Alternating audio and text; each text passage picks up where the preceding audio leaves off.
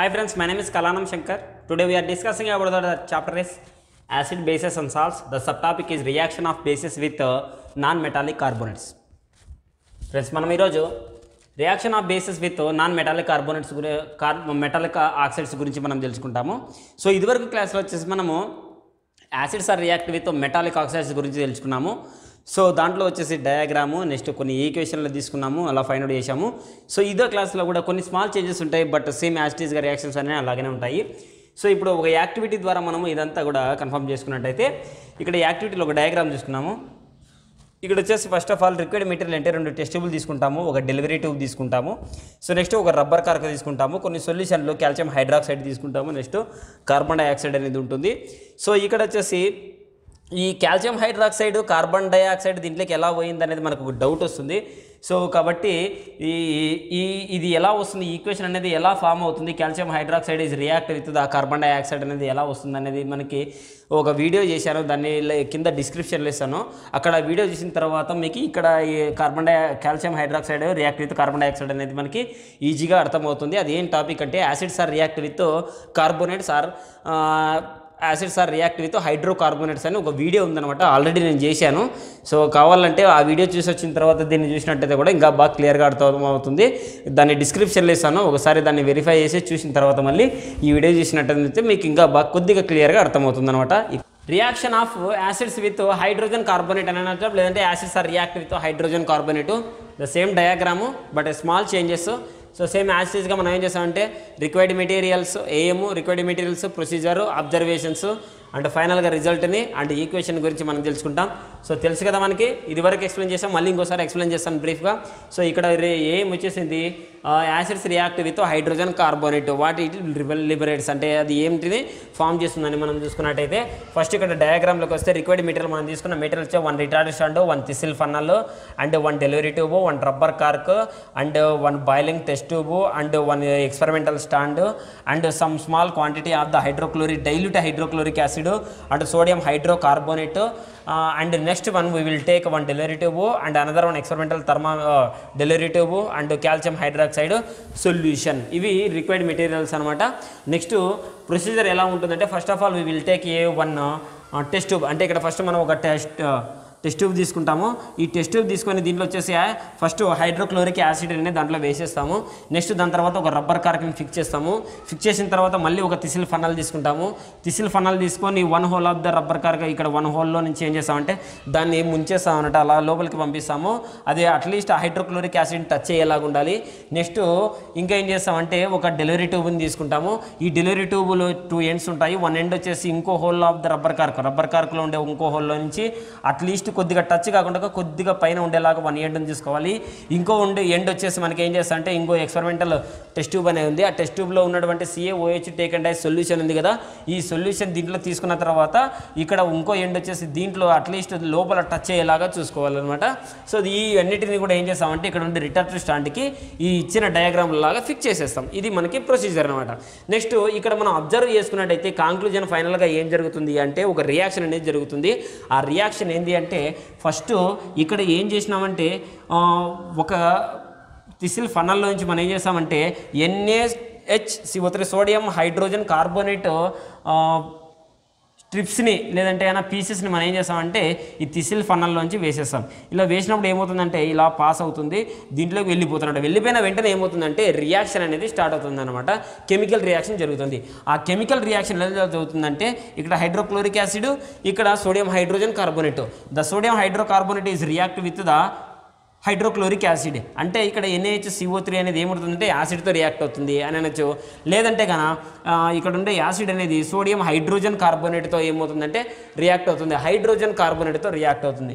React అయ్యి ఏమవుతుందంటే ఇక్కడ ఒక గ్యాస్ని అనేది ఫామ్ చేస్తుంది. ఆ గ్యాస్ అనేది ఏంటిది అంటే కార్బన్ డైఆక్సైడ్. ఈ కార్బన్ డైఆక్సైడ్ మనం ఏం చేస్తామంటే ఇక్కడ నుంచి ఇక్కడ ఫామ్ అవుతుంది.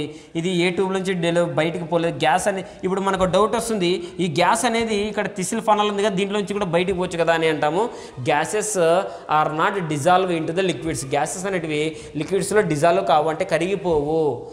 కాబట్టి అవి ఏమవుతుందంటే ఇక్కడ మాత్రమే ఇక్కడ లిబరల్ అవుతుంది, ఇక్కడ ఫామ్ అవుతుంది, కింద ఉండదు. అందుకనే ఇంకో ఎండ్ ఎక్కడుంది, లోపల ఉంది. కాబట్టి గ్యాస్ అనేది దీంట్లో నుంచి బయటికి పోదు. ఇక్కడ ఓపెన్ ప్లేస్లో ఉన్నటువంటి డెలివరీ ట్యూబ్లో నుంచి మాత్రమే ఇక్కడ ఉండే గ్యాస్ అనేది బయటికి పోతుంది. అది గుర్తుపెట్టుకోవాలి, చాలామందికి డౌట్ వచ్చి ఉంటుంది. సో ఇక్కడ నుంచి ఇలా వెళ్తుంది అనమాట. సో కార్బన్ డైఆక్సైడ్ అనేది ఫామ్ అయింది. ఇక్కడ తీసుకున్నట్టయితే sodium hydrogen carbonate react with hydrochloric acid, అంతే కదా. Acid is react with hydrogen carbonate. ఇక్కడ తీసుకున్నటువంటి కార్బోనేట్ ఏంటి, హైడ్రోజన్, సోడియం హైడ్రోజన్ కార్బోనేట్. అంటే acids are react with hydrogen carbonates.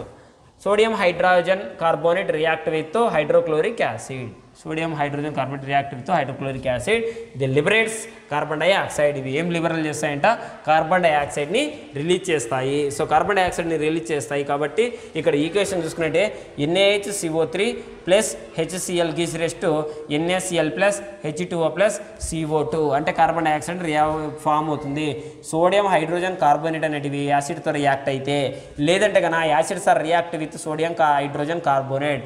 The gives ఇక్కడ NaHCO3 అనేది సోడియం హైడ్రోజన్ కార్బోనేట్, HCl అనేది hydrochloric acid. ఇది యాసిడ్, ఇది హైడ్రోజన్ కార్బోనేట్ రియాక్ట్ అయ్యి ఒక సాల్ట్ NaCl అనమాట, sodium chloride and salt and water and carbon dioxide అనేది ఫామ్ చేస్తుంది. ఇక్కడ చూడండి, మెటల్ హైడ్రోజన్ కార్బోనేట్. ఇదేంటిది, metal hydrogen carbonate react with ఏమిటితో రియాక్ట్ అయిందా, ప్లస్ యాసిడ్. యాసిడ్తో రియాక్ట్ అయ్యి ఏమిచ్చింది, NaCl ఇది ఒక సాల్ట్, H2O ఇది వాటర్, CO2 ఇది కార్బన్ డైఆక్సైడ్. వీటిని అనేది ఇది ఫామ్ చేస్తుంది. నెక్స్ట్ ఇక్కడ ఉండే కార్బన్ డైఆక్సైడ్ ఫామ్ అయిన తర్వాత ఏమవుతుందంటే, ఈ కార్బన్ డైఆక్సైడ్ ఇక్కడ ఉన్నటువంటి డెలివరీ ట్యూబ్లో నుంచి ఇలా పాస్ అవుతుంది. ఇక్కడ తీసుకున్న సొల్యూషన్ ఏంటంటే మనకి కాల్షియం హైడ్రాక్సైడ్ అనమాట. ఈ కాల్షియం హైడ్రాక్సైడ్లోకి కార్బన్ డైఆక్సైడ్ని పంపించినప్పుడు అక్కడ బబుల్స్ అనేటివి ఫామ్ అవుతాయి. అక్కడ ఒక ప్రిసిపిటేట్ అనేది ఫామ్ అవుతుంది. ఆ ఈక్వేషన్ ఏంటంటే CaOH taken dyes plus carbon dioxide అంటే CO2. Calcium hydroxide is react with, ఇక్కడ ఏంది కాల్షియం హైడ్రాక్సైడ్, దీంట్లో ఏమొచ్చింది కార్బన్ డైఆక్సైడ్. ఫైనల్గా ఇక్కడ ఫామ్ అయినది ఏంటిదంటే CaCO3 plus H2O, calcium carbonate and water అనేది ఫామ్ అవుతుందని మనము ఈ యాక్టివిటీ ద్వారా తెలుసుకుంటాం. First of all will take a calcium hydroxide into the first test tube. Test ట్యూబ్లో ఫస్ట్ కాల్షియం హైడ్రాక్సైడ్ తీసుకోవాలి. నెక్స్ట్ కార్బన్ డైఆక్సైడ్ కూడా దీంట్లోనే ఉంటుంది. సో నెక్స్ట్ ఏం చేస్తామంటే we will fix the one whole of the rubber cork ఉంటుంది first test tube. First ఎక్కడైతే calcium hydroxide తీసుకున్నామో ఆ టెస్ట్ ట్యూబ్కి ఏం చేస్తామంటే ఒక రబ్బర్ కార్క్ అనేది ఫిక్స్ చేస్తాం, one whole of rubber cork. ఆ వన్ హోల్ ఆఫ్ రబ్బర్ కార్క్లోంచి ఏం చేస్తామంటే ఒక డెలివరీ ట్యూబ్లో ఉండే వన్ ఎండ్ని దీంట్లోకి తీసేస్తాము, ఇంకో ఎండ్ వచ్చేసి ఇంకో టెస్ట్ ట్యూబ్లోకి వేసేస్తాం అనమాట. సో ఈ ఎండ్ వచ్చేసి ఫస్ట్ ఇక్కడ ఫస్ట్ టెస్ట్ ట్యూబ్లో ఉన్నటువంటి ఎండ్ వచ్చేసి ఇక్కడ ఉన్నటువంటి లిక్విడ్కి అనేది ఇక్కడ ఉండే సొల్యూషన్కి అనేది టచ్ కాకూడదు, కొద్దిగా పైకే ఉండాలన్నమాట ఈ డయాగ్రామ్లో ఇచ్చినలాగా. సో ఎందుకంటే దీంట్లో కాల్షియం హైడ్రాక్సైడ్లో ఏమవుతుందంటే కార్బన్ డైఆక్సైడ్తో రియాక్ట్ అయ్యి గ్యాస్ అనేది ఫామ్ చేస్తూ ఉంటుంది.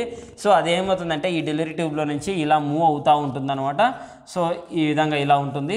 సో దీంట్లో చూసుకున్నట్టయితే ఏమవుతుందంటే ఇది ఇక్కడ నుంచి ఇలా వెళ్తూ ఏమవుతుందంటే ఇక్కడ ఉండే సెకండ్ టెస్ట్ ట్యూబ్లో ఏమవుతుందంటే కాల్షియం కార్బోనేట్ అండ్ వాటర్ అనేది ఇది ఫామ్ చేస్తూ ఉందన్నమాట. ఇక్కడ ఉండేటువంటి కాల్షియం కార్బోనేట్ అనేది ఇక్కడ ఇన్సాలబుల్ వైట్ ప్రెసిపిటేట్, ఇది సాలబుల్ కాదనమాట. సో ఈ విధంగా అనేది మనకి ప్రొసీజర్ అనేది ఉంటుంది. నెక్స్ట్ ఇక్కడ చూసుకున్నట్టయితే ఇక్కడ మనం ఏం తీసుకున్నాము, non metallic oxide. Non metallic oxide అయితే కాల్షియం హైడ్రాక్సైడ్ అనమాట. మనం తీసుకున్నది ఏంటిదంటే కాల్షియం హైడ్రాక్సైడ్ అనేది నాన్ మెటాలిక్ ఆక్సైడ్ అనమాట. Is react with carbon dioxide. So non metallic ఇక్కడ కాల్షియం హైడ్రాక్సైడ్ అనేది మనకి ఇక్కడ వచ్చేసి ఒక బేస్ అనమాట. కాల్షియం హైడ్రాక్సైడ్ అనేది, ఈ కాల్షియం హైడ్రాక్సైడ్ అనేది రియాక్ట్ విత్ కార్బన్ డైఆక్సైడ్ అంటే నాన్ మెటాలిక్ ఆక్సైడ్తో ఏమవుతుందంటే రియాక్ట్ అవుతుంది. ఇక్కడ కాల్షియం హైడ్రాక్సైడ్ అనేది ఏమవుతుందంటే కార్బన్ డైఆక్సైడ్తో రియాక్ట్ అయ్యి, కాల్షియం హైడ్రాక్సైడ్ అనేది ఒక బేసు, కార్బన్ డైఆక్సైడ్ అనేది ఒక నాన్ మెటాలిక్ ఆక్సైడ్, ఈ రెండు రియాక్ట్ అయ్యి ఏం ఫామ్ చేస్తాయంటే కాల్షియం కార్బోనేట్ అండ్ వాటర్ అనేటివి ఫామ్ చేస్తాయి. కాల్షియం హైడ్రాక్సైడ్ రియాక్ట్ అయ్యి కార్బన్ డైఆక్సైడ్తో ఇక్కడ నుంచి ఇలా పాస్ అయ్యి సెకండ్ టెస్ట్ ట్యూబ్లో ఏం ఫామ్ చేస్తుందంటే కాల్షియం కార్బోనేట్ అండ్ వాటర్ అనేది ఫామ్ చేస్తూ ఉంటుంది. ఇక్కడ ఉండే కెమికల్ ఈక్వేషన్ చూసుకున్నట్టయితే కాల్షియం హైడ్రాక్సైడ్ అనేది ఒక base, at react with the non metallic carbonate. Non metallic carbonate అంటే ఏంటి, carbon dioxide. Calcium hydroxide is react with the carbon dioxide, it gives calcium carbonate and water. ఇక్కడ calcium కార్బోనేట్ని ఏమంటారంటే metallic carbonate అని కూడా అంటాము, లేదంటే సాల్ట్ అని కూడా అనుకుంటారు అనమాట. కాల్షియం కార్బోనేట్ అంటే బేస్ అనేది నాన్ మెటాలిక్ కార్బోనేట్తో మెటాలిక్ ఆక్సైడ్తో బేస్ అనేది నాన్ మెటాలిక్ ఆక్సైడ్తో రియాక్ట్ అయ్యి ఇది సాల్ట్ అండ్ వాటర్ అనేది ఫామ్ చేస్తుంది.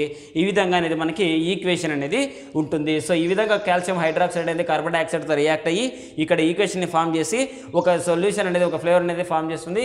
ఇది ఎటు నుంచి బయటకు పోకుండా ఇక్కడ ఏదైతే డెరివేటివ్ ఉందో ఆ డెరివేటివ్ నుంచి ఇలా బయటకు వస్తుంది. సెకండ్ ఏంటి వచ్చేసి సెకండ్ టెస్ట్ ట్యూబ్లో మనం పెట్టినాం కాబట్టి దాంట్లోకి అనేది పాస్ అవుతుంది. ఇక్కడ నుంచి ఈ రెండు రియాక్షన్ ఏం ఫామ్ చేసినట్టు ఒక సాల్ట్ అని ఫామ్ చేసినాయి.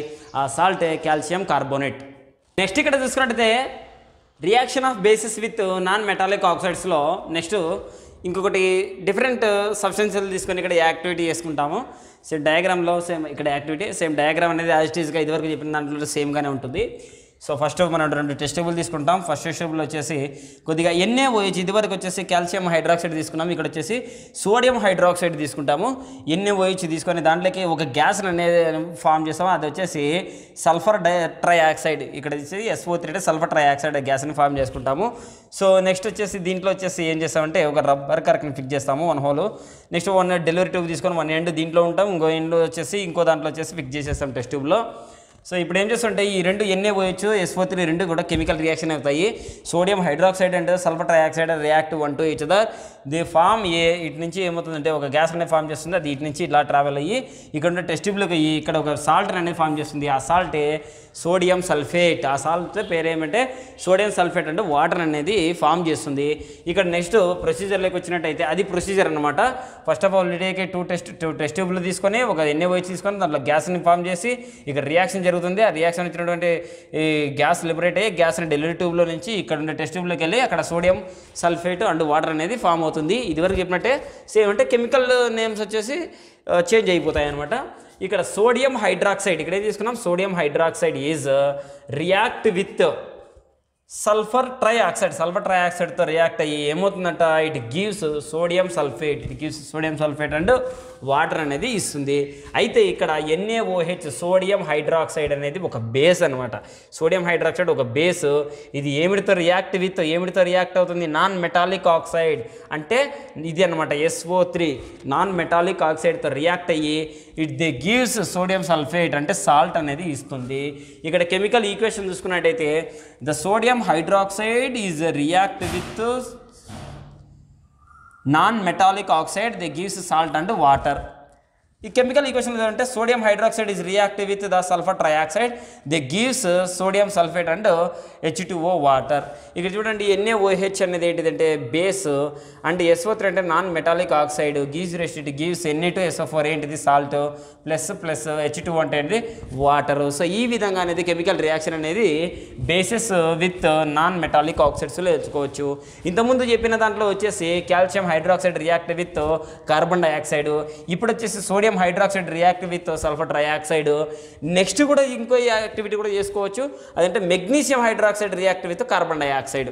ఇక్కడ NaOH తీసేసి మెగ్నీషియం హైడ్రాక్సైడ్ పెట్టుకుంటాం, SO3 పెట్టేసి ఏం చేస్తామంటే కార్బన్ డైఆక్సైడ్ తీసుకుంటాం. నెక్స్ట్ గీజ్ రెస్ట్ ఏం ఫామ్ అవుతుందంటే ఇక్కడ Na2SO4 ఫామ్ అయింది కదా, ఇక్కడ MgSO4 తీసుకుంటే MgCO3 మెగ్నీషియం కార్బోనేట్ అనేది ఫామ్ అవుతుంది, దాంతోపాటు వాటర్ కూడా ఫామ్ అవుతుంది. ఈ విధంగా మనం ఎన్ని ఈక్వేషన్లైనా కూడా మనము రాసుకోవచ్చు అనమాట.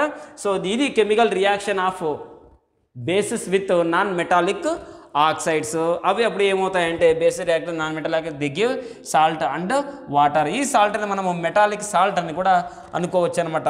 సో నెక్స్ట్ మెటాలిక్ సాల్ట్ అని అనొచ్చు, లేదంటే మెటల్ కార్బోనేట్స్ అని కూడా అనుకోవచ్చు అనమాట. వీటి గురించి యాక్టివిటీలు కూడా ఉన్నాయి. సో నెక్స్ట్ ఇక్కడ ఫైనల్గా చూసుకున్నట్టయితే నాన్ మెటాలిక్ ఆక్సైడ్స్ అంటే ఏంటి, మనకి చెప్పే metallic oxide non metallic oxide గురించి రెండు డిఫరెన్స్ బిట్వీన్ చెప్పినాం కదా, అక్కడ కూడా ఉన్నాయి. CO2 and NO2 and SO3 and SO2 ఇవన్నీ కూడా నాన్ మెటాలిక్ ఆక్సైడ్స్ ఉంటాయి. ఆ నాన్ మెటాలిక్ ఆక్సైడ్స్ అన్నీ ఏమిటితో రియాక్ట్ అవుతాయంటే బేస్తో రియాక్ట్ అవుతాయి. బేస్తో రియాక్ట్ ఏమవుతాయి, సాల్ట్ అండ్ వాటర్. అదే చెప్తా ఉంది ఇక్కడ చూడండి. Non metallic oxides also regarded as acidic oxides.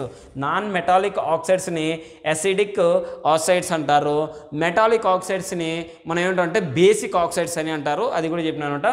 So ఇక్కడ non metallic oxides also regard as acidic oxides as they react with bases to form salt and water. అప్పుడు ఏం చేస్తాయంటే అవి ఒక సాల్ట్ అండ్ వాటర్ అనేటివి అవి ఫామ్ చేస్తాయి. Okay friends, ఇవి క్లాస్లో ఓకే అందరికీ అర్థమైంది అనుకుంటున్నాను. మీకు అర్థమైనట్టయితే లైక్ చేయండి, ఖచ్చితంగా మన ఛానల్కి సబ్స్క్రైబ్ కండి, సపోర్ట్ చేయండి. Okay, thank you very much. Thanks for the cooperation.